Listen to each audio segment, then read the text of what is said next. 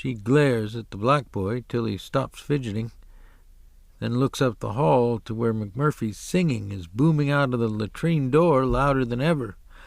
"Oh, your parents don't like me, they say I'm too poor.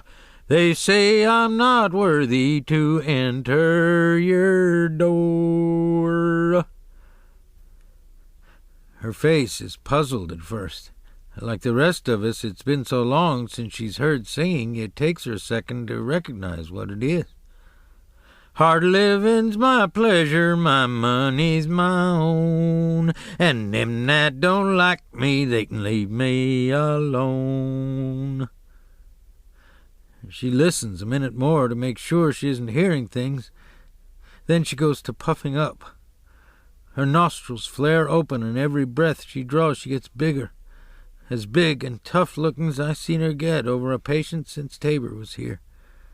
She works the hinges in her elbows and fingers. I hear a small squeak. She starts moving, and I get back against the wall, and when she rumbles past, she's already big as a truck, trailing that wicker bag behind in her exhaust like a semi behind a Jimmy Diesel. Her lips are parted, and her smile's going out before her like a radiator grill. I can smell the hot oil and magneto spark when she goes past, and every step hits the floor she blows up a size bigger, blowing and puffing, roll down anything in her path. I'm scared to think what she'll do. Then, just as she's rolling along at her biggest and meanest, McMurphy steps out of the latrine door right in front of her, holding that towel around his hips. Stops her dead. She shrinks to about head high, to where that towel covers him, and he's grinning down on her. Her own grin is giving way, sagging at the edges. "Good morning, Miss Ratched. How's things on the outside? You can't run around here in a towel." "No." He looks down at the part of the towel she's eye to eye with, and it's wet and skin tight. "Towels against ward policy, too? Well, I guess there's nothing to do except—" "Stop! Don't you dare! You get back in that dorm and get your clothes on this instant!" She sounds like a teacher bawling out a student, so McMurphy hangs his head like a student and says in a voice that sounds like he's about to cry, "I can't do that, ma'am. I'm afraid some thief in the night boosted my clothes while I slept. I sleep awful sound on the mattresses you have here." Somebody boosted, pinched, jobbed, swiped, stole," he says happily. "You know, man, like somebody boosted my threads." Saying this tickles him, so he goes into a little barefooted dance before her. "Stole your clothes?" "That looks like the whole of it." "But prison clothes? Why?" He stops jigging around and hangs his head again. "All I know is that they were there when I went to bed and gone when I got up. Gone slick as a whistle. Oh, I do know they were nothing but prison clothes, coarse and faded and uncouth, ma'am. Oh, well, I know it. And prison clothes may not seem like much to those as has more. But to a nude man, that outfit," she says, realizing, "was supposed to be picked up. You were issued a uniform of green convalescence this morning." He shakes his head and sighs, but still don't look up. No, I'm afraid I wasn't. Not a thing this morning but the cap that's on my head, and—" "Williams!" She hollers down to the black boy who's still at the ward door like he might make a run for it. "Williams, can you come here a moment?" He crawls to her like a dog to a whipping. "Williams, why doesn't this patient have an issue of convalescence?" The black boy is relieved. He straightens up and grins, raises that gray hand and points down the other end of the hall to one of the big ones. "Mr. Washington over there is signed to the laundry duty this morning, not me. No." "Mr. Washington?" She nails him with his mop poised over the bucket, freezes him there. "Will you come here a moment?" The mop slides without a sound back in the bucket, and with slow, careful movements he leans the handle against the wall. He turns around and looks down at McMurphy and the least black boy and the nurse. He looks then to his left and to his right like she might be yelling at somebody else. "Come down here." He puts his hands in his pockets and starts shuffling down the hall to her. He never walks very fast, and I can see how if he don't get a move on she might freeze him and shatter him all to hell by just looking. All the hate and fury and frustration she was planning to use on McMurphy is beaming out down the hall at the black boy, and he can feel it blast against him like a blizzard wind, slowing him more than ever. He has to lean into it, pulling his arms around him. Frost forms in his hair and eyebrows. He leans farther forward, but his steps are getting slower. He'll never make it. Then McMurphy takes to whistling Sweet Georgia Brown, and the nurse looks away from the black boy just in time. Now she's madder and more frustrated than ever, madder than I ever saw her get. Her doll smile is gone, stretched tight and thin as a red-hot wire. If some of the patients could be out to see her now, McMurphy could start collecting his bets. The black boy finally gets to her, and it took him 2 hours. She draws a long breath. "Washington, why wasn't this man issued a change of greens this morning? Couldn't you see he had nothing on but a towel?" "And my cap," McMurphy whispers, tapping the brim with his finger. "Mr. Washington?" The big black boy looks at the little one who pointed him out, and the little black boy commences to fidget again. The big boy looks at him a long time with those radio tube eyes. Plans to square things with him later.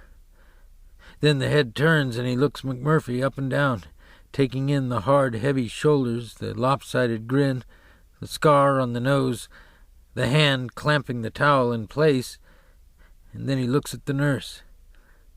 "I guess," he starts out. "You guess? You'll do more than guess. You'll get him a uniform this instant, Mr. Washington, or spend the next 2 weeks working on geriatrics ward. Yes, you may need a month of bedpans and slab baths to refresh your appreciation of just how little work you aides have to do on this ward. If this was one of the other wards, who do you think would be scouring the hall all day, Mr. Bromden here? No, you know who it would be. We excuse you aides from most of your housekeeping duties to enable you to see to the patients, and that means seeing that they don't parade around exposed. What do you think would have happened if one of the young nurses had come in early and found a patient running around the halls without a uniform? What do you think?" The big black boy isn't too sure what, but he gets her drift and ambles off to the linen room to get McMurphy a set of greens, probably 10 sizes too small, and ambles back and holds it out to him with a look of the clearest hate I ever saw. McMurphy just looks confused, like he don't know how to take the outfit the black boy's handing to him, what with one hand holding the toothbrush and the other hand holding up the towel. He finally winks at the nurse and shrugs and unwraps the towel and drapes it over her shoulder like she was a wooden rack. I see he had his shorts on under the towel all along. I think for a fact that she'd rather he'd have been stark naked under that towel than had on those shorts. She's glaring at those big white whales leaping around on his shorts in pure, wordless outrage. That's more than she can take. It's a full minute before she can pull herself together enough to turn on the least black boy. Her voice is shaking out of control. She's so mad. Williams, I believe you were supposed to have the windows of the nurse's station polished by the time I arrived this morning. He scuttles off like a black and white bug. And you, Washington, and you. Washington shuffles back to his bucket in almost a trot. She looks around again, wondering who else she can light into. She spots me, but by this time some of the other patients are out of the dorm and wondering about the little clutch of us here in the hall. She closes her eyes and concentrates. She can't have them see her face like this, white and warped with fury. She uses all the power of control that's in her.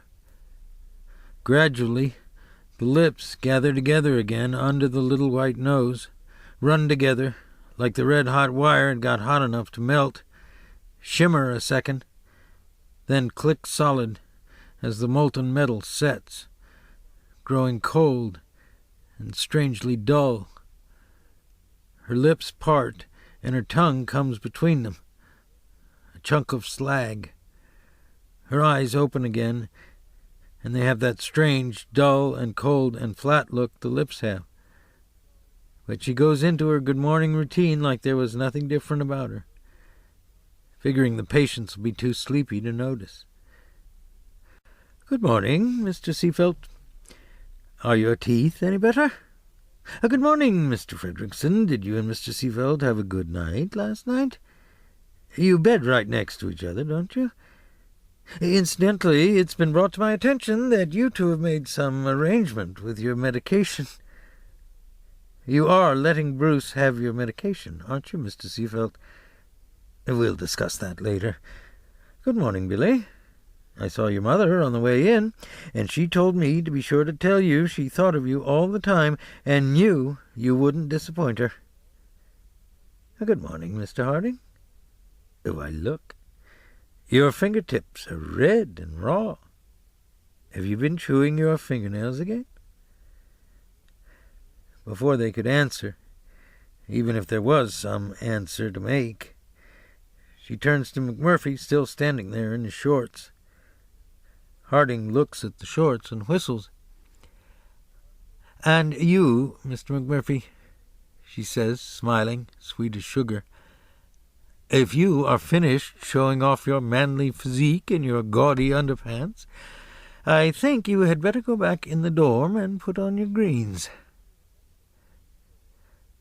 He tips his cap to her, and to the patients ogling and poking fun at his white whale shorts, and goes to the dorm without a word.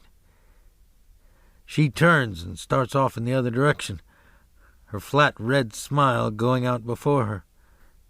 Before she's got the door closed on her glass station, his singing is rolling from the dorm door into the hall again. She took me to the parlor and cooled me with her fan. I can hear the whack as he slaps his bare belly. Whispered low in her mama's ear, I love that gambling man. Sweeping the dorm soon's it's empty.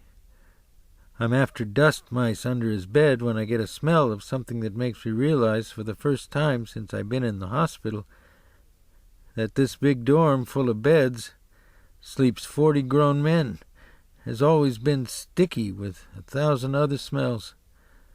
Smells of germicide, zinc ointment, and foot powder. Smell of piss and sour old man manure, of pablum and eyewash, of musty shorts and socks, musty even when they're fresh back from the laundry, the stiff odor of starch in the linen, the acid stench of morning mouths, the banana smell of machine oil, and sometimes the smell of singed hair. But never before now, before he came in, the man smell of dust and dirt from the open fields, and sweat, and work,